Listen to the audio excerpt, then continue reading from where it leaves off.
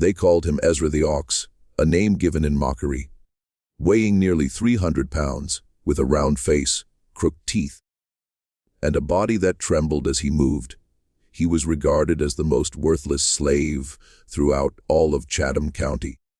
When the stunning heiress Victoria Ashford singled him out during the estate sale, announcing, "I'll take that hideous one for my own entertainment," the crowd burst into laughter.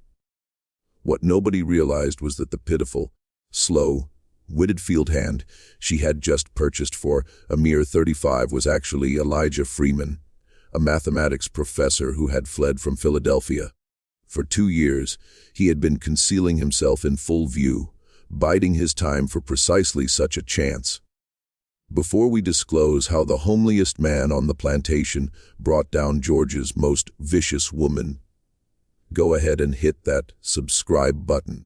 This tale will reshape everything you believe about vengeance and fairness. The conclusion will astonish you. It was 1847, and Victoria Ashford was venom-draped in silk. At 25, she had come into possession of Willowbrook Plantation after her elderly husband conveniently passed in his sleep. There were whispers that she had assisted his departure. With skin like porcelain, hair as black as ravens, and eyes like frozen blue ice, she stood as the most gorgeous and most dreaded woman in Georgian high society. Men craved her, women envied her, and enslaved people prayed to evade her gaze. For Victoria suffered from a sickness that riches and beauty had only exacerbated. She relished inflicting pain, not the usual harshness of plantation owners, the economic ruthlessness, the casual brutality, the systematic stripping of humanity. No, Victoria's cruelty was intimate, imaginative, and deeply personal. She gathered human misery the way other wealthy ladies collected fine jewelry. Her previous house pets, as she styled them, had all met grim fates. One had hanged himself in the stable. Another had fled into the swamp, never to be seen again. A third had lost her sanity and now resided in Savannah's asylum, conversing with invisible figures. The estate auction occurred on a blistering August morning.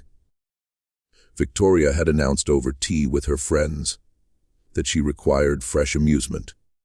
She arrived in a cream-hued gown that cost more than most families earned in a year, clutching a lace parasol, the very image of a Southern belle. The auctioneer, a sweaty man named Tobias Crane, was disposing of the enslaved people from the bankrupt Morrison estate. He had been cautioned about Miss Ashford's peculiar preferences. She desired neither the strong, nor the beautiful, nor the defiant.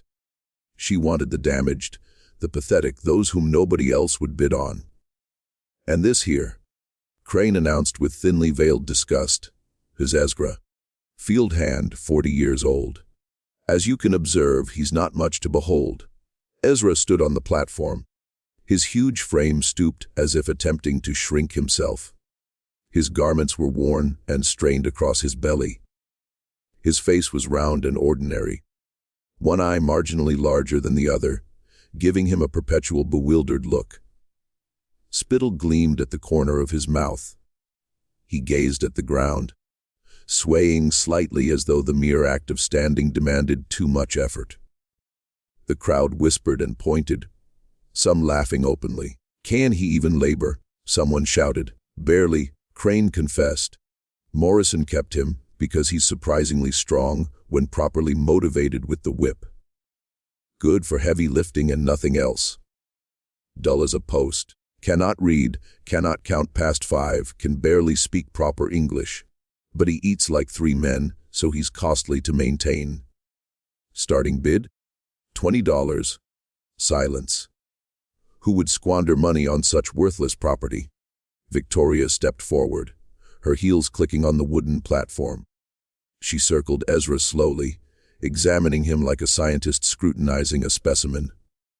He did not lift his head, did not acknowledge her presence, simply stood there breathing heavily, that blank expression unchanged. "Does he follow commands?" Victoria inquired. "Sometimes," Crane replied. You have to speak slowly and use basic words. Repeat things a few times. Victoria smiled. A stunning, dreadful smile. Perfect. I'll take him. $35. The crowd murmured in surprise. Victoria Ashford, among the wealthiest women in Georgia, purchasing the most worthless slave at the auction. Mom, are you certain? Crane asked, puzzled. I have finer specimens available. Strong young men, educated house servants. I said I'll take him. Victoria cut in, her voice razor sharp. Or do you question my judgment, Mr. Crane? No, ma'am. Of course not, ma'am. He banged his gavel quickly. Sold to Miss Victoria Ashford for $35. As they led Ezra away, Victoria's friend Amanda whispered, Victoria, darling. Whatever do you want with that disgusting creature? Victoria's eyes sparkled with malicious delight. You know how I tire of pretty things, Amanda. They shatter too easily, and everyone expects you to treat them well. But something ugly, something worthless. I can do whatever I please, and nobody will care. He's perfect. What Victoria did not know, what nobody in that crowd knew, was that Ezra the Ox was one of the most elaborate disguises ever devised by a fugitive slave. His real name was Elijah Freeman. 2 years earlier, he had been Professor Elijah Freeman, teaching advanced mathematics at a small college for free people of color in Philadelphia. Born free in New York to parents who had escaped slavery, Elijah had been blessed with a brilliant intellect. By 15, he was solving mathematical problems that stumped university professors. By 25, he was published in academic journals. By 30, he was among the most respected Negro scholars in the North. But brilliance could not protect him from the Fugitive Slave Act of 1850. A corrupt slave catcher named Silas Drummond had unearthed that Elijah's parents had escaped from a Georgia plantation 35 years earlier. Under the new law, even freeborn children of escaped slaves could be claimed as property. Drummond forged documents asserting Elijah was actually a slave who had been stolen as a child. The law favored Drummond. He needed no proof, only paperwork and a compliant judge. Elijah had two choices: run or be enslaved. He chose to run. But running was insufficient. Drummond was persistent, avaricious, and well-connected. Within 6 months, Elijah understood that hiding was not enough. He needed to become someone entirely different. Someone nobody would glance at twice. Someone so unremarkable, so beneath notice, that even slave catchers would overlook him. So Elijah Freeman became Ezra the Ox. He studied the mannerisms of people society dismissed, those with mental disabilities, physical deformities, learning difficulties. He practiced for months the slack jaw, the unfocused gaze, the shuffling walk, the slurred speech. He deliberately gained weight, eating whatever he could find until his body transformed into something society deemed repulsive. He broke one of his own teeth, trained himself to drool at will, learned to control his eye muscles, to create that asymmetrical, simpleton look. Then he walked onto the Morrison plantation, claiming to be a runaway from Alabama, deliberately getting captured, knowing they would sell him as worthless property. He spent 2 years in the fields, playing his part flawlessly, allowing overseers to beat him, enduring mockery, eating slop, sleeping in dirt, all while waiting for the right opportunity. And Victoria Ashford was precisely the opportunity he had been awaiting, because Elijah had not merely been a mathematics professor. His true passion, his clandestine work, had been documenting the financial networks that sustained slavery. He had spent years tracking money, which banks financed slave purchases, which businesses insured human cargo, which families built their fortunes on human bondage. The Ashford family stood at the center of one of the largest networks in the South. Victoria's late husband had been a front man for a consortium of northern and southern investors who financed slave trading operations across 3 states. When he died, Victoria inherited not just the plantation, but access to all his records, all his contacts, all the evidence Elijah needed to expose the entire corrupt system. Gaining entry to Willowbrook Plantation as a trusted field hand would have been impossible. But as Victoria's pet, her plaything, her source of cruel amusement, he would have access to the house, to her private spaces, to the very documents he required. All he had to do was endure whatever horrors she had planned and await his moment. The wagon ride to Willowbrook was silent, save for the driver's occasional muttered curses. Ezra sat in the back, maintaining his vacant expression, even as his mind raced. He had studied Victoria Ashford for months, through whispered slave networks. He knew of her cruelty, her games, her compulsion to dominate and destroy.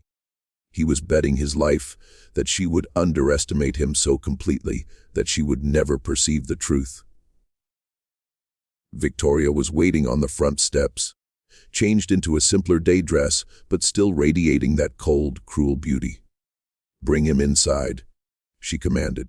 To the parlor. The parlor was exquisite. Velvet furniture, oil paintings. A piano in the corner, completely unsuitable for receiving a filthy field slave, which was exactly Victoria's point. She delighted in violating the expected order. "Ezra," she said slowly, as if addressing a child, "do you understand me?" He nodded, letting his head bob too much, like a simpleton eager to please. "Good. Here are the rules. You belong to me now. You will live in the small room off the kitchen. You will do whatever I tell you, whenever I tell you. If you please me, you'll be fed. If you displease me, you'll be punished. Do you understand?" Another exaggerated nod. Victoria circled him, her nose wrinkling at his appearance. "You're disgusting. Truly repulsive. But that's precisely why you're perfect. Tomorrow we'll begin your training. What would you do in Elijah's position right now? Comment, endure. If you'd play along or fight, if you'd resist, choose." The next 3 weeks were a study in psychological torture. Victoria's training was designed to systematically dismantle human dignity.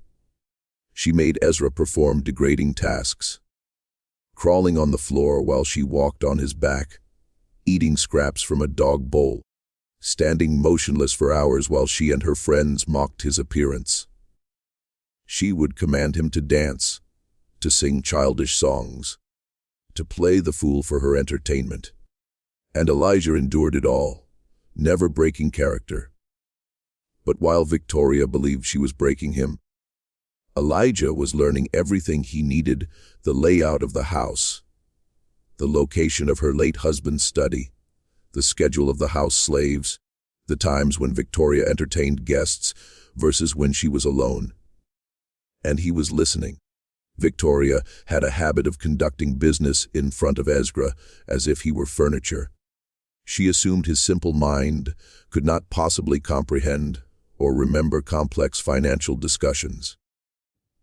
So when her attorney visited to discuss investments, when her business partners came to review contracts, when she met with other plantation owners to coordinate slave purchases, Ezra was often in the room, standing in the corner, staring at nothing. But Elijah Freeman's brilliant mind was recording every word. He learned that Victoria was planning to expand her slave trading operations, that she had partners in Boston and New York who provided financing, that she was about to purchase 50 slaves from a ship arriving from Africa, despite the slave trade being technically illegal. He learned about forged documents, bribed officials, and a network of corruption stretching from Georgia to Massachusetts. And he learned where she kept her late husband's ledgers, locked in a safe in her bedroom, behind a painting of her wedding day. The breakthrough came on a rainy October evening. Victoria had hosted a dinner party, showing off her pet to her wealthy friends. She had made Ezra perform his usual humiliations, and the guests had laughed until they could barely breathe. After they left, drunk on wine and cruelty, Victoria had gone to bed, leaving Ezra to clean up the mess. He was supposed to return to his small room after finishing. Instead, he waited. At 2 a.m, when the entire house was asleep, Elijah Freeman dropped his disguise for the first time in 2 years. His movements became precise, calculated. The shuffling walk disappeared, replaced by quiet, efficient steps. The vacant expression sharpened into focused intelligence. He moved through the house like a shadow, his mind trained in mathematics and logic, calculating risks and probabilities with every step. Victoria's bedroom door was locked, but Elijah had spent weeks studying the house's security. He had noticed that the window next to her balcony had a faulty latch. 10 minutes of careful work and he was inside. Victoria slept soundly, exhausted from her evening of cruelty, a small smile still on her face. Elijah moved past her bed to the painting, a massive portrait of Victoria in her wedding dress, smiling adoringly at her much older husband. Behind it, just as he had overheard in whispered conversations, was the safe. The combination would have stumped most people, but Elijah had listened to Victoria's attorney mention that her late husband had used his wedding date as the code. He had heard Victoria mention the date multiple times in conversation. April 7, 1843, 4743. The safe clicked open. Inside were ledgers, contracts, letters, bank documents, everything Elijah needed to prove the entire illegal operation. He could not take them all without Victoria noticing, but he did not need to. His photographic memory, trained through years of academic work, allowed him to read and retain information with extraordinary accuracy. For the next 2 hours, while Victoria slept 15 feet away, Elijah read through years of financial records. He memorized names, dates, amounts, bank account numbers, shipping routes, forged customs documents. He photographed it all in his mind, creating a perfect mental archive of evidence that could destroy dozens of wealthy families and expose the northern financiers who publicly opposed slavery while privately profiting from it. He was closing the safe when Victoria stirred. Elijah froze, his heart hammering. If she woke now, if she saw him standing here with intelligence and purpose in his eyes, instead of vacant confusion, everything would be over. Victoria mumbled something in her sleep, rolled over, and settled back into deep breathing. Elijah waited 5 full minutes, then carefully closed the safe, replaced the painting, and slipped back out the way he had come. By sunrise, he was back in his small room. Once again Ezra the ox, drooling and vacant, but now he had everything he needed. The question was how to escape. Running would be nearly impossible. Willowbrook was miles from any town, surrounded by patrollers and slave catchers who earned bounties for returned runaways. Even if he made it to Savannah, the ports were watched. His real face, thin and intelligent, was on wanted posters across the South. No, Elijah realized, he could not run. He needed Victoria to send him away willingly. The plan that formed in his mind over the next days was risky, but it was the only option. He needed to make Victoria think he was dying, not from abuse that would raise questions, but from natural causes, from his own weakness and stupidity. Elijah began to refuse food, but subtly, as if his simple mind had simply forgotten to eat. When food was placed before him, he would stare at it, confused, as if he could not remember what to do with it. He would take 1 or 2 bites and then wander away, distracted by something shiny. Within a week, he had lost 15 pounds. His skin took on an unhealthy pallor. He moved more slowly, as if every action required immense effort.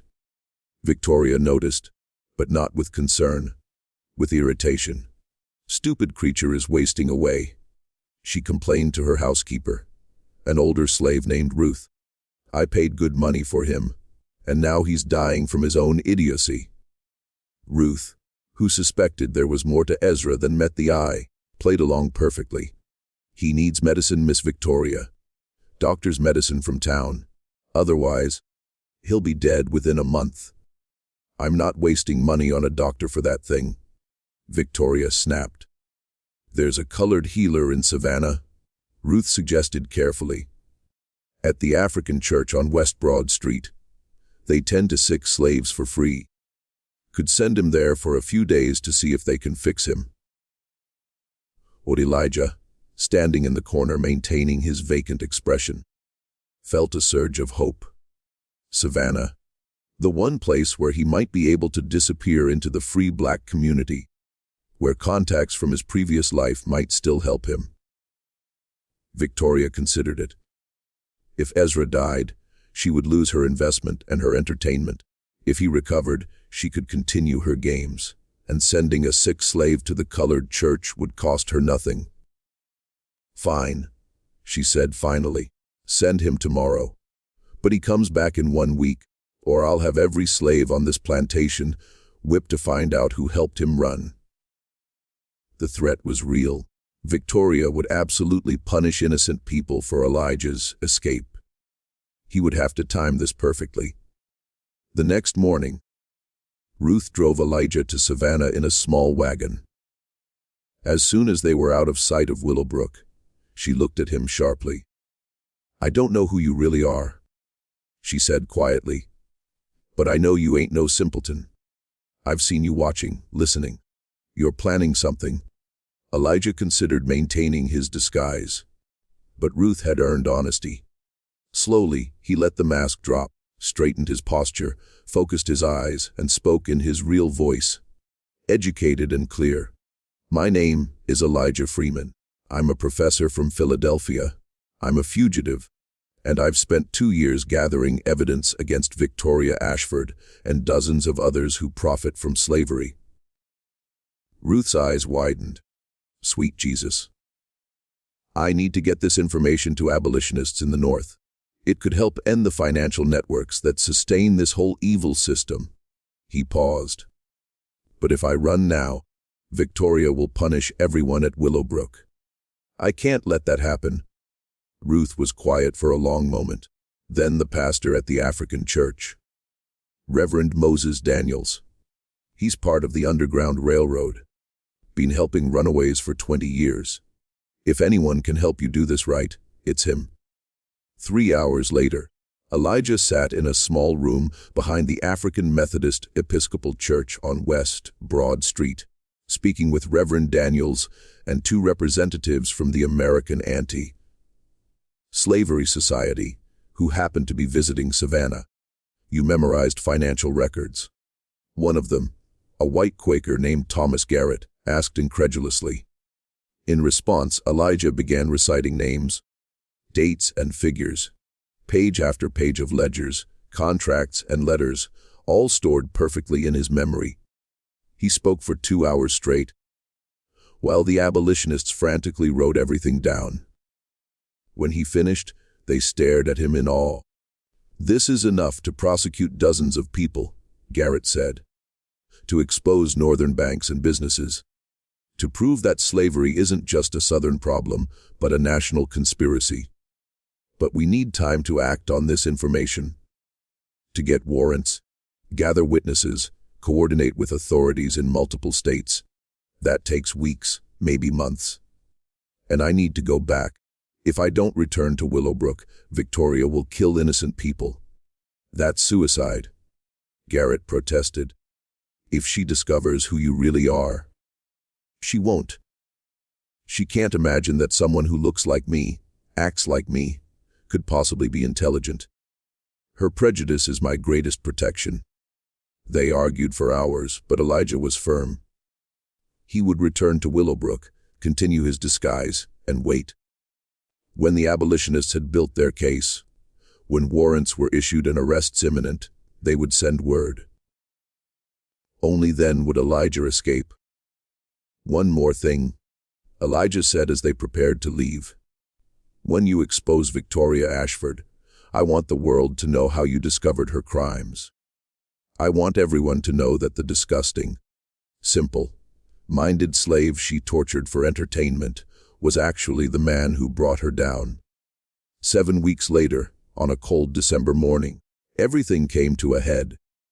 Federal marshals arrived at Willowbrook Plantation with warrants for Victoria Ashford's arrest on charges of illegal slave trading, fraud, and conspiracy. Behind them were representatives from 3 northern banks looking to seize assets. Behind them were journalists from Boston and New York, ready to write the story that would scandalize 2 regions. Victoria was in her parlor when they arrived, with Ezra standing in the corner as usual, holding a tray of tea he had been commanded to balance on his head for her amusement. "Miss Victoria Ashford," the lead marshal announced, "you're under arrest." Victoria's face went white, then red with rage. "On what charges?" "This is outrageous." "Violation of the act prohibiting importation of slaves, conspiracy to commit fraud, and about 15 other crimes." The marshal held up papers. "We have documentation of your entire operation. Names, dates, financial records, everything." "That's impossible," Victoria hissed. "Those records are locked in my private safe. No one has access." "Actually," a new voice said from the doorway. Elijah Freeman stepped into the room, and for the first time in 2 years, he wore his real face. The transformation was staggering. The shuffling walk was gone, replaced by a professor's confident stride. The drool, the vacant expression, the hunched posture, all vanished. In their place stood a man of obvious intelligence and dignity, his eyes sharp and focused. "You," Victoria breathed, recognition dawning. "You're the fugitive from the posters, the Negro professor. But you look nothing like Ezra." Elijah smiled. "That's because Ezra never existed. I created him. The weight, the drool, the stupidity, all carefully constructed to hide in the last place anyone would look in plain sight, right in front of you." Victoria's face contorted with rage and humiliation. You were in my house for months. I touched you, spoke in front of you. And I listened to everything," Elijah said calmly. "Every business meeting, every illegal transaction, every corrupt deal. I memorized it all. Then I gave it to the American Anti-Slavery Society, and they've spent the last 2 months building a case against you and your partners." "But you're just a slave!" Victoria screamed. "Your property!" "Your testimony means nothing. I'm not a slave, Miss Ashford. I was born free, and my testimony, combined with the physical evidence these marshals found in your safe, means quite a lot." The marshals stepped forward with shackles. As they placed them on Victoria's wrists, the same wrists that had commanded so much cruelty, her face crumpled. "Please," she whispered, her beauty finally cracking to reveal the ugliness beneath. "I'll give you money, whatever you want. Just don't do this to me." Elijah looked at her with something that might have been pity if she deserved it. "For 3 months, I ate from a dog bowl at your command. I endured your mockery, your cruelty, your games. I watched you torture others for your amusement, and through it all, you never once saw me as human. Never once imagined that the disgusting creature you'd purchased for $35 might have a mind, a purpose, a soul." He leaned closer. "Your biggest mistake wasn't buying me, Miss Ashford. It was believing that ugly meant stupid, that fat meant worthless, that someone who looked like me couldn't possibly outsmart someone who looked like you." He straightened. "You lose." They led Victoria away in chains. Within a week, the story had spread across the country. The professor's disguise. How a fugitive scholar brought down a slave, trading empire. Newspapers ran illustrations of Elijah in both disguises. Ezra the Ox and Professor Freeman, side by side. The trial exposed dozens of wealthy families, northern and southern, who had profited from illegal slave trading. Banks lost their licenses. Politicians resigned in disgrace. The financial network that sustained a portion of the slave trade was severely damaged. Victoria Ashford was sentenced to 10 years in prison. Her plantation was seized and sold. The slaves she had owned were freed and given passage north, financed by the seized assets. And Elijah Freeman, he returned to Philadelphia, to his teaching, to his writing. But he never forgot the lesson of those 2 years. Sometimes, he told his students, the greatest weapon against injustice is not force or anger. Sometimes it is patience, intelligence, the willingness to endure, to hide in plain sight, to let your enemies underestimate you so completely that they destroy themselves. They thought I was nothing because of how I looked, he would say, and that blindness was exactly what gave me power. Years later, when someone asked if he regretted those 3 months of torture at Victoria's hands, Elijah smiled, a genuine smile free of pretense. Every humiliation was worth it, he said, because it proved that human dignity is not about appearance or status. It is about what you carry in your mind, in your heart, in your unbreakable will to resist. He paused. Victoria Ashford chose the ugliest slave as her toy, thinking she had found someone she could break without consequence. Instead, she had chosen her own destruction, and she never saw it coming. That is the power of underestimation, the danger of judging worth by appearance, the fatal flaw of cruelty that blinds itself to humanity. Victoria learned that lesson in a prison cell. Elijah taught it to generations of students who carried his story forward long after both he and Victoria had turned to dust. Because some victories are not won with violence. Some battles are won with patience, intelligence, and the absolute refusal to let anyone, no matter how powerful, how beautiful, how cruel, define your worth. The plantation heiress chose the ugliest, fattest slave as her toy, and that choice cost her everything.